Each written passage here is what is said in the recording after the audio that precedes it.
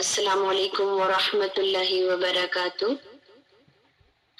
اللہ سے اس امید کے ساتھ کہ جتنی بھی آیتیں ہم نے اب تک پڑھ لی ہیں وہ سب آیتیں ہمارے ذہن میں ہوں گی انشاءاللہ تعالی، اور خصوصاً اللہ کے جو صفاتی نام آئے ہیں اس میں ان پر توکل، ان کا یقین اور اس کے بارے میں یہ سمجھ لینا کہ اللہ اپنی صفات میں یکتا ہے اور اللہ کی صفات کو نہ کسی سے مشابہ کیا جا سکتا ہے، نہ اسے اس طرح سمجھا جا سکتا ہے، بلکہ اس صفت کی جو بھی سپرلیٹو ڈگری کی سمجھ ہو ہمارے اندر، اللہ اس سے بھی بڑھ کر ہے۔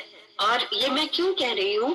کیونکہ ہم اس بات کو جانتے ہیں کہ اللہ ہمارے گمان کے ساتھ ہے، تو جس حد تک ہمارے پاس گمان ہوتا ہے اس صفت کا، اس نام کا، اسی حد تک ہم اللہ رب العالمین کو سمجھ پاتے ہیں۔ یہی صفات ہوتی ہیں جو کسی کے لیے زندگی بدلنے کا ذریعہ بن جاتی ہیں۔ یہی صفات ہیں جن پر یقین کر کے انسان بڑے سے بڑا غم جھیل جاتا ہے۔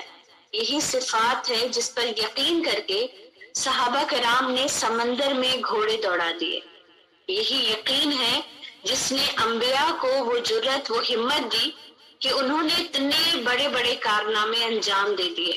یہی وہ صفت ہے کہ جس کا یقین کر کے موسیٰ علیہ السلام فرعون کے دربار میں جا کھڑے ہوئے تھے۔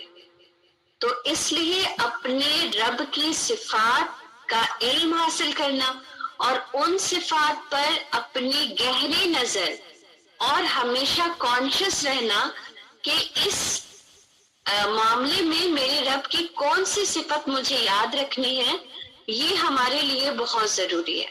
اور تبھی ہم اللہ کے دین پر، اللہ کی شریعت پر، اللہ کے بتائے اصولوں پر چل سکتے ہیں، کیونکہ اللہ رب العالمین کے اصولوں پر چلنا، اللہ رب العالمین کی شریعہ کو فالو کرنا کسی عام انسان کا کام نہیں ہے۔ ہر ایرا غیرہ اس پر عمل پیرا نہیں ہو سکتا۔ اس پر عمل پیرا ہونے کے لیے رب کی معرفت ضروری ہے۔ اور جب ہم معرفت کہتے ہیں تو اس کا کیا مطلب ہوتا ہے کہ رب کو جاننا ضروری ہے۔ عارفہ یعرفو سے معرفت بنا ہے، تو وہ بہت ضروری ہے کہ ہماری جان پہچان ہو اپنے رب العالمین سے۔ اور جان پہچان رب کی کیا ہے کہ ہم اسے وہ سمجھیں کہ جو اللہ رب العالمین نے اپنے بارے میں ہمیں بتایا ہے۔ اور یہ جو سورہ ملک ہے یہ اللہ کی قدرت کو، اللہ کی طاقت، اللہ کی دست رس اور ہم پر اللہ کی مہربانیاں، یہ تمام چیزوں کا ملا جلا ایک ایسا مجموعہ ہے کہ جس کا پڑھنا ہر روز ہمارے لیے ضروری ہے اور جس کو دوست بنانا ہمارے لیے ضروری ہے۔ تبھی وہ ہماری زندگی کے تمام پہلوؤں کو روشن بھی کرے گا اور ہمیں اللہ سے قریب بھی کرے گا۔ اور انسان اس بات کو جانتا ہے کہ جتنا وہ خوشی میں اللہ کو نہیں یاد رکھ پاتا اتنا غم یا ڈر کی کیفیت میں رکھ پاتا ہے۔ اور سورہ ملک کا یہی مزاج ہے۔ سورہ ملک ہمیں انذار کے ذریعے رب سے قریب کراتی ہے، حالانکہ اس انذار میں بھی اللہ نے اپنی صفت رحمان کا ذکر کیا، اس انذار میں بھی اللہ نے اپنی خشیت، مغفرت اور اجر کبیر کا وعدہ کیا۔ یہ اللہ رب العالمین کی اپنے بندوں کو پہچاننے کی بہت بڑی نشانی ہے۔ یعنی یہ کہ بعض دفعہ ماں باپ بھی اپنے بچوں کو اس طرح نہیں جانتے اور وہ زیادتیاں کر جاتے ہیں۔ بعض بچے بہت نرمی سے سنبھل جانے والے ہوتے ہیں لیکن ماں باپ بے جا سختی کر گزرتے ہیں۔ بعض بچے صرف کہنے بھر سے مان جانے والے ہوتے ہیں لیکن ماں باپ انہیں ٹھوک بجا کے پیٹ پاٹ کے سمجھاتے ہیں۔ تو یہ انسانی بشری کمزوری ہے، اور اسی لیے ہر بشر کو چاہیے کہ جب اسے اپنی غلطی کا احساس ہو جائے، چاہے وہ زیادتی اپنے اولاد کے ہی حق میں کیوں نہ ہوئی ہو، وہ ہاتھ جوڑ کر اس سے معافی مانگے۔ لیکن رب اپنے بندوں کو اتنا بہتر جانتا ہے، اتنا بہتر جانتا ہے کہ جس کا اظہار ہمیں اللہ کی ہر آیت سے مل جاتا ہے کہ اللہ تعالیٰ ہمارے لیول پر آ کے ہم سے بات کرتے ہیں۔ اللہ رب العالمین جب ہمیں ڈراتے ہیں تو فوراً ہماری اس ڈر کو کم کرنے والی آیت کا بھی ضرور وہاں پر مینشن کر دیتے ہیں اور پچھلی آیت میں ہم نے اسی کا ظہور دیکھا کہ اللہ رب العالمین نے ان لوگوں کو علیحدہ کر لیا جو یہ کہتے ہیں کہ وہ اپنے رب کو بن دیکھے ان سے ڈرتے ہیں. اللہ نے ان کے لیے بتا دیا کہ انہیں کے لیے مغفرت ہے اور بہت بڑا اجر ہے. اب اللہ کا بڑا کتنا بڑا ہوگا؟ میری اور آپ کی سوچ سے بھی بہت بڑا. کیا ہم اللہ کے بڑے کو امیجن کر سکتے ہیں؟ اللہ کا بڑا کتنا بڑا کہ آپ دیکھیں پوری کائنات ہے اللہ کی، اور اللہ نے کبھی کائنات کے لیے یہ نہیں کہا کہ میری اتنی بڑی کائنات کو دیکھو. نہیں، اللہ نے کہا کیا تم آسمان نہیں دیکھتے، کیا تم زمین نہیں دیکھتے؟ لیکن بڑا کا لفظ کہیں نہیں استعمال کیا. پر جب اللہ ہمارے اجر کی بات کرتا ہے تو فرماتا ہے اجر کبیر، ان کے لیے بہت بڑا اجر ہے. تو اسی لیے اسکالرز کہتے ہیں کہ اللہ سے جب مانگو تو اپنی استطاعت کے مطابق نہ مانگو، اللہ کے وسعت کے اعتبار سے مانگو. اور اللہ تو واسع ہے نا. تو اللہ کی صفات کا جاننا اس لیے بہت ضروری ہے. اور پھر یہ کہ جو کچھ بھی ہمارے ساتھ معاملات ہو رہے ہیں اللہ تعالیٰ ان سے بھی باخبر ہے، اور اللہ تعالیٰ ہماری زیادتیوں سے بھی باخبر ہے. اب آگے کی آیت لے لیتے ہیں، آیت نمبر 15. هو الذی، وہ ذات ہے، وہ وہی ہے جس نے جعل بنایا، لکم تمہارے لیے، الارض زمین کو، ذلولا تابع، فمشو پس چلو، فی مناکبہا اس کے اطراف میں، وکلو اور کھاؤ، من رزق ہی اس کے رزق میں سے، وإلیہ النشور اور اسی کی طرف دوبارہ اٹھنا ہے. یہ جو آیت ہے اس میں اللہ تعالیٰ نے زمین کی طرف انسان کو توجہ دلائی ہے. اور انسان، آپ دیکھیے اس سے پہلے جب آسمان کی بات کی گئی تھی اور آسمان کے خزانے کی بات کی گئی تو ایسا گمان ہوتا ہے کہ ایک طبقہ ہوگا جو آسمان کا علم حاصل کر پائے گا یا آسمان کے بارے میں سوچ پائے گا.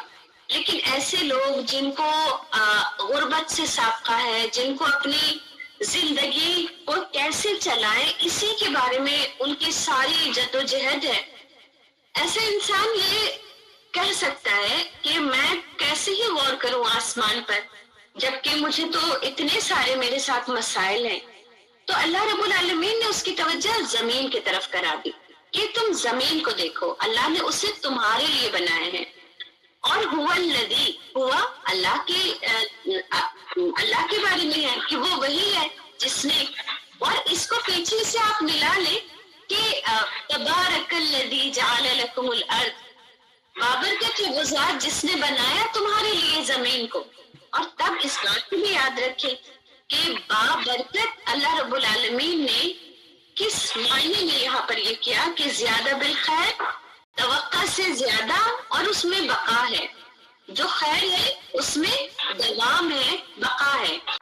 اللہ نے زمین کی طرف توجہ کروائی ان تمام لوگوں کی. اب دیکھیں کتنا بھی کوئی انسان اپنی زندگی میں مصروف ہو، اس کو بہت سارے فکرے لاحق ہو، اس کے باوجود زمین سے اس کا کنیکشن مستقل بنا رہتا ہے. وہ زمین کے کنیکشن سے ڈینائی نہیں کر سکتا. اور اللہ نے کیا فرمایا کہ جس نے بنایا تمہارے لیے زمین کو. یہاں پر ہی ہمیں سمجھ لینا چاہیے کہ اللہ رب العالمین نے ہمارے لیے تمام چیزوں کو بنایا ہے. اللہ کی جتنی مخلوق ہے اللہ نے سب کو انسانوں کے تابع کیا اور انسان کو اپنے تابع کیا. یہ کتنا ہمیں ایک پوزیشن دینے والا مقام ہے جو اللہ نے ہمارے لیے بنایا. اور اللہ نے کہا کہ پس چلو، اس میں چلو، فی مناکبہا اس کے اطراف میں. انشاءاللہ تعالی ہم پہلے پیچھے سے دیکھ لیتے ہیں کہ زمین کی صفت کیا ہے. زمین کو اگر ہم سمجھیں تو زمین اپنے اندر بہت سارے خزانے رکھتی ہے، بہت سارے کیمیکلز رکھتی ہے. اور جہاں پر زمین میں بہت سارا خیر ہے، بہت ساری نرمی ہے، بہت سارا اس کے اندر پیدا کرنے کا اسٹیمنا پایا جاتا ہے، اسی پیرلر میں زمین کے اندر ایسے بہت ساری چیزیں ہیں جو لاوے کی طرح زمین کے اندر ابل رہی ہیں. ایسی چیزیں ہیں جو زمین کو ہلا دینے کے لیے کافی ہیں، اور اسی کا ظہور ہم وقتاً فوقتاً زلزلے کی صورت میں دیکھتے رہتے ہیں کہ جب زلزلہ آتا ہے تو ہمیں یقین نہیں آتا کہ یہی زمین جو کچھ دیر پہلے بالکل شانت تھی، اچانک اس میں کیسی ہلچل ہو جاتی ہے کہ یہ بستیوں کو الٹ دیتی ہے اور ہمارے اندر کتنا ڈر خوف پیدا کر دیتی ہے۔ یہی زمین ہوتی ہے جو بالکل شانت میرے اور آپ کے حکم کے حساب سے رہتی ہے۔ ہم اس میں پھاوڑا چلاتے ہیں، ہم اس میں کیل ٹھوکتے ہیں، ہم اس میں اپنے من چاہی چیزیں کر رہے ہوتے ہیں، یہ کچھ نہیں بولتی، لیکن جب اللہ کا حکم ہو جاتا ہے اور اس کے کیمیکل ریئیکشنز ہوتے ہیں تو آپ دیکھیں کہ وہی زمین اپنے اندر کتنا ہلچل پیدا کر دیتی ہے کہ انسان کا چلنا تو دور، کھڑا ہونا اس پر مشکل ہو جاتا ہے۔ اور یہ زمین کی صفت ہے۔ جن لوگوں نے بھی سورہ زلزال کو اچھے سے پڑھا ہوگا وہ جانتے ہیں اس کی صفت کو، کہ اس کی صفت زلزال ہے نا، ہلا دینے۔ اسی لیے جب قیامت کا ذکر ہے تو آپ دیکھیے قیامت بھی کیسے شروع ہوگی، زمین اپنی پوری شدت سے ہلا ڈالی جائے گی۔ وہ زمین جو میرے اور آپ کے تابع ہے، میرے اور آپ کے لیے بالکل فرش کی طرح اللہ نے اسے بچھا دیا ہے۔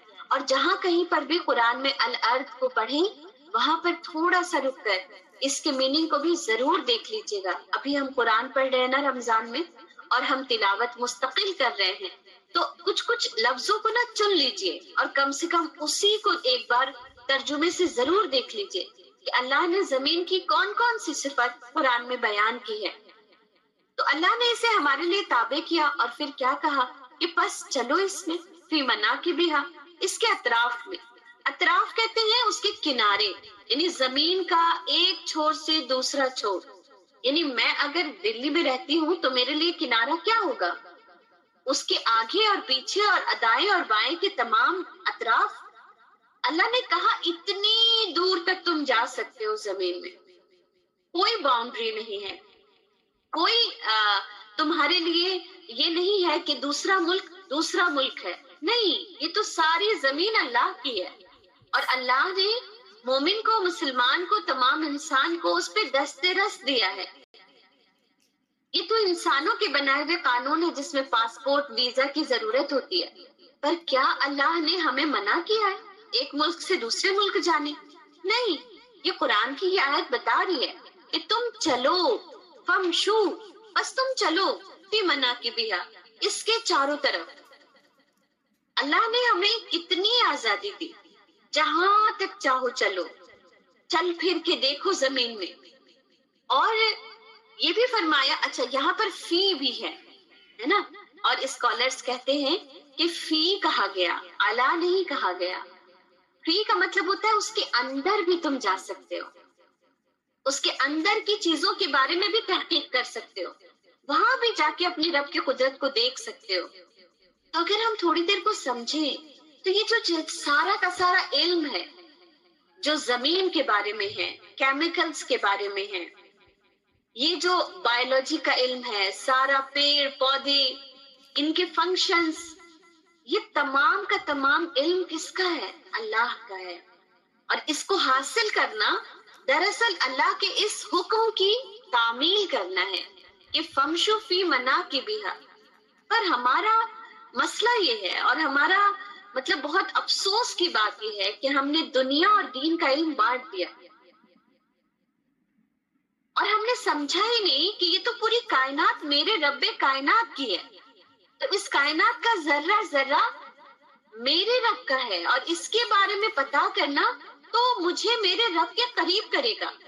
ایک کسان جب ہل سے زمین کو جوتتا ہے، اور اگر وہ اللہ کی اس زمین پہ غور کرنے والا ہو، اگر وہ قرآن کا پڑھنے والا ہو، تو وہ کتنا کچھ اس سے حاصل کر سکتا ہے اور پتا کر سکتا ہے۔ وہ یہ نہیں سمجھے گا کہ میں نے کھیت کو جوتا، میں نے اس میں بیج ڈالا، اس لیے یہاں سے یہ پودا نکلا، بلکہ وہ سمجھے گا کہ زمین کی کیا طاقت تھی اور میری کیا حیثیت تھی کہ میں کسی پودے کو نکال پاتا۔ کبھی ہم نے غور کیا کہ مٹی میں ڈالا ہوا الگ الگ بیج، الگ الگ پودا کیسے بن کر نکل آتا ہے؟ حالانکہ اسے مٹی ڈالا جاتا ہے، پانی ڈالا جاتا ہے، اور اسے سن لائٹ، یعنی سیم چیزیں دو پودے کو ملتی ہیں اور وہ دو الگ پودے نکلتے ہیں۔ عجیب و غریب بات ہے یہ۔ یعنی ہم آٹا گوندھ کے جب روٹی پکاتے ہیں تو وہ روٹی ہی بنتی ہے، کوئی سموسہ نہیں بن جاتا اور کوئی کچوری نہیں بن جاتی۔ ہم روٹی پکاتے تو وہ روٹی ہی بنتی ہے۔ لیکن اللہ کی زمین میں جب بیج بویا جاتا ہے تو وہ الگ الگ پودے کی صورت میں نکل آتا ہے۔ کیا اس میں ایک عام انسان بالکل جس کو کچھ بھی زیادہ نہیں ملا ہوا، کیا وہ غور نہیں کر سکتا اس میں کہ اللہ نے اس زمین کو کیسا بنایا ہے، اور اللہ نے اسی مٹی سے انسان کو بھی بنایا۔ جتنی بھی مٹی میں کیفیت ہے نا، فطرت ہے کہ وہ پھٹ پڑتی ہے، کہ وہ نرم ہو جاتی ہے، کہ وہ گیلی ہو جاتی ہے، کہ وہ بالکل ایسی ہو جاتی ہے کہ اس کے ساتھ کچھ بھی کر لو، اسے گھڑا بنا دو، اسے پیالہ بنا دو۔ یہ تمام صفت انسانوں کے اندر ہے۔ کبھی انسان غصے سے پھٹ پڑتا ہے، کبھی وہ اتنا نرم ہو جاتا ہے، اور اس کی کیفیت بھی الگ ہوتی ہے۔ جب وہ بچہ ہوتا ہے، آپ اسے کسی بھی سانچے میں ڈھال دیں، وہ ڈھل جائے گا۔ جیسا بیج چاہے اس کے اندر ڈال دیں، وہ اسی بیج کو لے کر بڑا ہو جائے گا۔ تو ہمیں اس سے یہ بھی سمجھ آتا ہے کہ ہم مٹی ہیں اور ہمیں مٹی ہو جانا ہے۔ تو مٹی کی جو فطرت ہے وہ ہمارے اندر بھی ہے۔ ہمیں بھی کھاد پانی ڈال کے فرٹیلائز کیا جا سکتا ہے، کچھ اگانے کے لائق بنایا جا سکتا ہے۔ اگر کچھ لوگوں کو یہ سمجھ آتا ہے کہ اب کوئی تبدیلی ممکن نہیں، تو انہیں سمجھنا چاہیے کہ اللہ نے انہیں مٹی سے پیدا کیا ہے، اور مٹی کی فطرت ہے بدلاؤ۔ اس کو کچھ چیزوں کے ساتھ بدلا جا سکتا ہے، اس کو لائق پیداوار بنایا جا سکتا ہے۔ تو ہم میں سے بھی کبھی بھی خیر نکل سکتا ہے، نہ اپنے آپ سے نا امید ہو، نہ کسی اور سے نا امید ہو۔ اور پھر اللہ نے کہا کہ تم چلو اس میں، جہاں تک تم چل کے جا سکتے ہو۔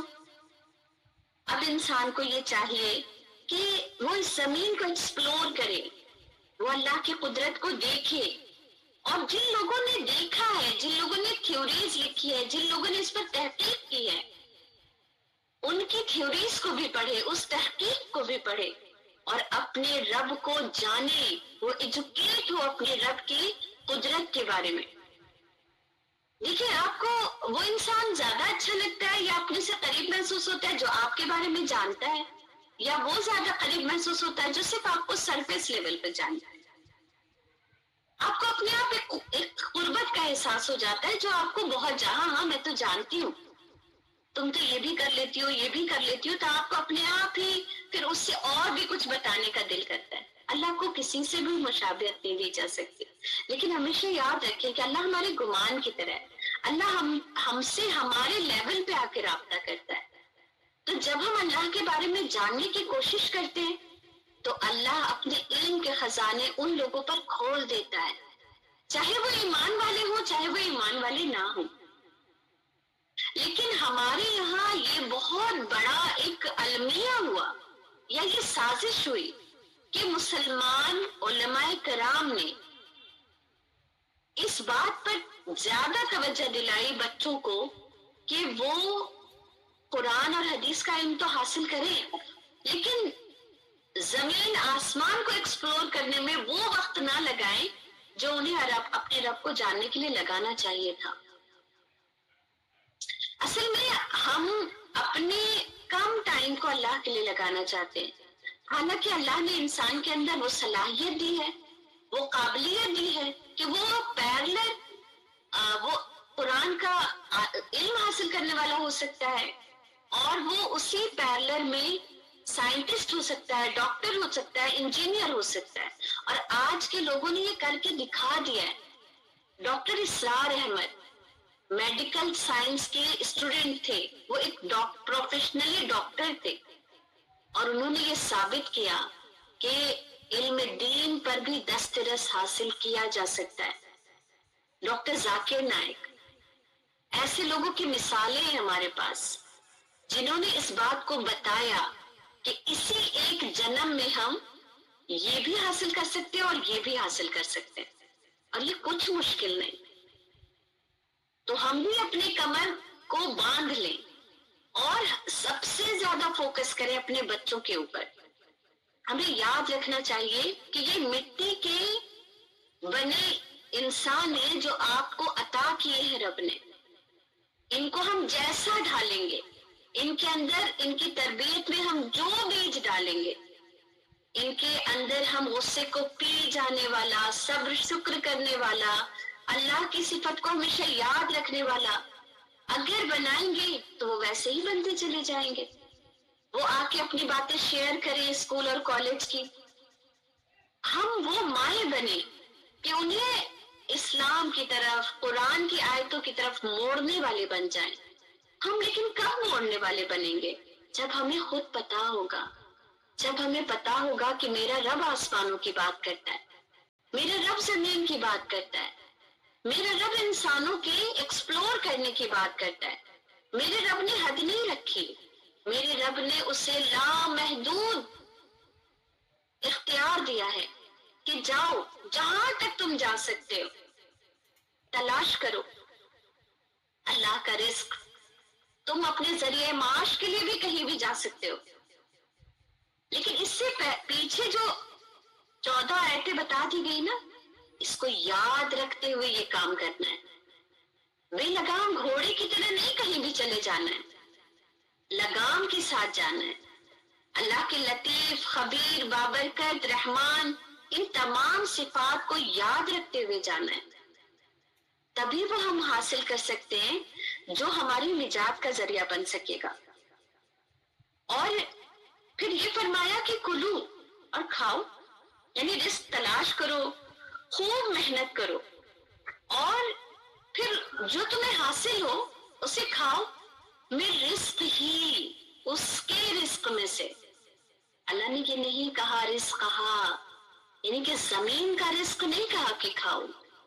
اللہ نے اسے پھر اپنی طرف منسوب کیا کہ کھاؤ میرے رزق میں سے، ہے نا، اس کے رزق میں سے. اللہ کے ہوا کی طرف یہ کی ضمیر جا رہی ہے، اس کے رزق میں سے کھاؤ.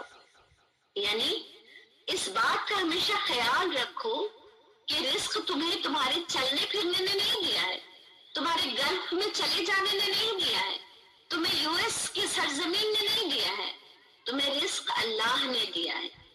اور اسی لیے سلف صالحین فرماتے ہیں کہ انسان کو چاہیے کہ وہ حلال رزق کمائے، اور اللہ نے جو اس کے مقدر میں لکھ دیا ہوگا وہ رزق اسے مل کر رہے گا.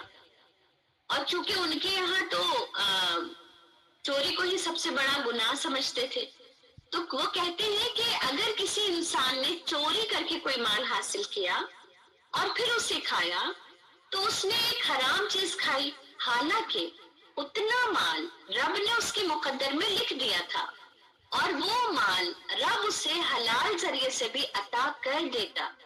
اسے کیا پتا چلتا ہے کہ ہم اگر حلال کو حلال سمجھیں گے، اس کی کوشش کریں گے، اس کی تگ و دو کریں گے، تو وہ مال ہمیں جو میرے مقدر میں لکھ دیا گیا ہے وہ ہمیں مل کر رہے گا، وہ ہمیں حاصل ہوگا. ہماری ایک بہت اچھے دوست ہیں، وہ اصل میں ناراض ہو جاتے ہیں اس کا نام لینے سے. اس کے ہسبینڈ کہتے ہیں کہ اللہ نے رزق لکھ دیا ہے، یعنی ایک ٹینک کی طرح ہے، اس میں چاہو تو ایک نل لگا لو، چاہو تو 2 نل لگا لو، رزق اتنا ہی ملے گا جتنا اللہ نے تمہارے پریوار کے لیے لکھ دیا ہے. تو یہ توکل کی کہانی ہے. اس کا مطلب یہ ہرگز نہیں ہے کہ دوسرا ہاتھ باندھ کے بیٹھ جائے. بس یہ توکل آپ کے ذہن میں اگر ہے تو یہ بہت بڑی نعمت ہے، بہت بڑی نعمت ہے. اور یہی اللہ چاہتا ہے. اللہ ہمیں کہتا ہے اسباب استعمال کرو. یہ جو منع کی بھی ہاں ہے وہ کیا ہے؟ اسباب ہے. جاؤ وہاں تک جاؤ. یہ نہیں کہ چل کے گئے اپنے مارکیٹ میں جا کے کام تلاش کیا، نہیں ملا، آ گئے گھر، کام تو مل ہی نہیں رہا ہے، کیا کریں؟ اللہ نے تو رزق کا وعدہ کیا ہے، اللہ دے گا. نہیں، اللہ نے تو کہا بہت بہت کوشش کرو. تمہیں نہیں پتا کون سی کوشش کے بعد کیا ملنا ہے، اور کس کے بعد اللہ نے کن کا وہ اپنا وہ رکھا ہوا ہے.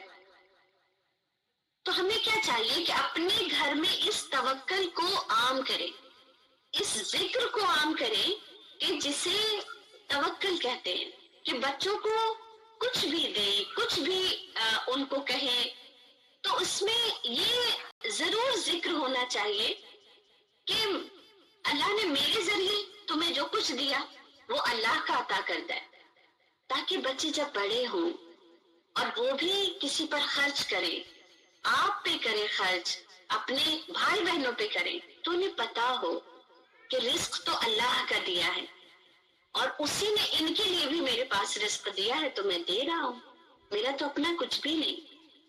ہم ماں باپ کا المیہ یہی ہے کہ جب خود خرچ کرتے ہیں تو کہتے ہیں میں تمہیں پڑھا رہا ہوں، میں نے تمہیں پال پوس کے بڑا کیا ہے، میں تمہارے لیے جگی، اور جب وہ بچے بڑے ہوتے ہیں اور آپ پہ خرچ کرتے ہیں تو وہ بھی کہتے ہیں کہ میں خرچ کر رہا ہوں، تو ہمیں برا لگتا ہے نا۔ تو ہم نے ہی تو تربیت نہیں کی، ہم نے ہی تو انہیں نہیں بتایا کہ میرے رب نے میری ذمہ داری ڈال دی ہے کہ میں تمہاری پرورش کروں، میں تمہاری تربیت کروں، اور میں جو تم سے محبت کرتی ہوں نا وہ میرے رب کی ڈالی ہوئی ہے، اس پر مجھے تم سے کوئی اجر نہیں چاہیے، میرا اجر تو میرے رب کے پاس ہے، اور یہ باتیں قرآن کے سوا آپ کو کوئی نہیں دے سکتا۔ شیطان تو ڈالتا ہی یہی ہے کہ تم کیوں نہیں اسے اپنے احسان بتاؤ گے، لیکن ہم کیوں کرتے ہیں یہ ساری چیزیں؟ ایک تو ماں باپ کو کہنے کا کوئی حق ہی نہیں ہوتا، کیوں؟ کیونکہ ماں باپ تو اپنی محبت میں پڑھ کے ساری چیزیں کرتے ہیں، اللہ نے ان کے اندر اتنی محبت ہی ڈال دی ہے کہ انہیں کرنا ہی کرنا ہے، لیکن اس محبت کو بھی چینلائز کرنا بہت ضروری ہے، اس محبت کو بھی اپنے رب سے جوڑنا بہت ضروری ہے۔ ہماری ایک بہت پیاری بہن ہے، وہ کہتی ہے اپنی اولادوں سے بھی لمٹ میں محبت کرو، جتنی محبت کرنا اللہ نے کہا ہے، اللہ اور اللہ کے رسول سے بڑھ کر کبھی محبت نہ کرنا ان سے۔ اگر اللہ اور اللہ کے رسول سے زیادہ محبت کرو گے تو دھوکہ کھاؤ گے، ان کی طرف سے پریشانیاں آئیں گی۔ دیکھیے ابراہیم علیہ السلام کیا محبت نہیں کرتے تھے اسماعیل علیہ السلام سے؟ کتنے کرتے ہوں گے۔ 40 سال کے بعد اللہ نے انہیں بیٹا عطا کیا تھا، لیکن کہا کہ بیٹے کو جا کے وہاں چھوڑائے، کہا ذبح کر دو، ذبح کرنے کو تیار۔ یہ کیسی محبت ہے؟ یہ بھی بہت پیاری محبت ہے، پر اللہ سے بڑھی ہوئی نہیں ہے۔ ہمیں بھی اپنی محبتوں کو لمٹ میں کرنا ہے، اللہ سے بڑھ کے نہیں کرنا، اور اللہ بیچ میں رکھنا ہے اپنے اور بچوں کے درمیان، اپنے اور شوہر کے درمیان، اپنے اور سماج کے درمیان، اپنے اور بھائی بہنوں کے درمیان۔ اللہ ہونا بہت ضروری ہے، اللہ کے احکام بہت ضروری ہے، اللہ کی جو اللہ نے حدود رکھے ہیں وہ ہونا بہت ضروری ہے۔ تو اپنے بچوں کی ٹریننگ میں اس کا ضرور خیال رکھیں گے انشاءاللہ تعالی ہم، اور اس بات کو یاد رکھیں گے کہ رزق سارا کا سارا اللہ کا دیا ہوا ہے، چاہے وہ رزق نیک اولاد کی صورت میں ہے، چاہے وہ رزق مال کی صورت میں ہے، چاہے وہ رزق علم کی صورت میں ہے، صحت کی صورت میں ہے، کاروبار ہے، ہماری شہرت ہے، ہماری بہت ساری آسانیاں ہیں، یہ تمام چیزیں میں نے نہیں کمائی ہیں، میرے رب نے مجھے ایسا ذہن دیا، میرے ہاتھ پیر میں ایسی طاقت دی، میری زبان میں وہ بات رکھی کہ یہ تمام چیزیں میری زندگی میں نعمت کا درجہ پا سکی، ورنہ یہی زبان ہے کہ لوگوں سے نفرت کی وجہ بن جاتی ہے، ہمارا بولا لوگوں کے دلوں میں نفرت پیدا کر دیتا ہے، اور یہی زبان ہے کہ اس کا صحیح استعمال لوگوں کے دل میں ٹھنڈک بن کے اتر جاتا ہے۔ تو یہ اللہ کی نعمت نہیں ہے، اللہ کی نعمت ہے۔ دیکھیے وہی رب ہے جس نے اپنے رسول کے ذریعے ہمیں سکھایا کہ جس نے حق پر ہوتے ہوئے بھی جھگڑا چھوڑ دیا، میں اس کے لیے جنت میں ایک گھر کا ضامن ہوں۔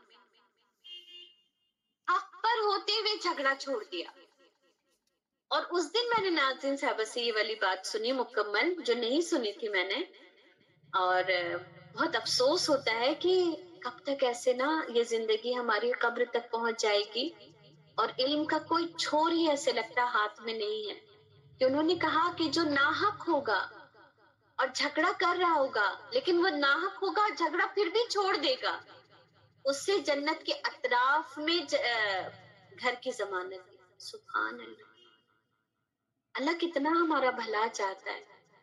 اللہ کتنا نہیں چاہتا لڑائی جھگڑا ہو، بحث مباحثہ ہو، ایک دوسرے کے دل دکھے. اور جب ہم لڑتے ہیں تو اپنی حد کو تجاوز کرتے ہیں اور پھر وہ ہمارے تعلقات کو خراب ہونے کی وجہ بن جاتے ہیں. سبحانك اللهم وبحمدك نشهد ان لا اله الا انت نستغفرك ونتوب اليك. سبحان ربك رب العزة عما يصفون وسلام على المرسلين والحمد لله رب العالمين. آمين. جزاك الله خيرا كثيرا. السلام عليكم ورحمة الله وبركاته.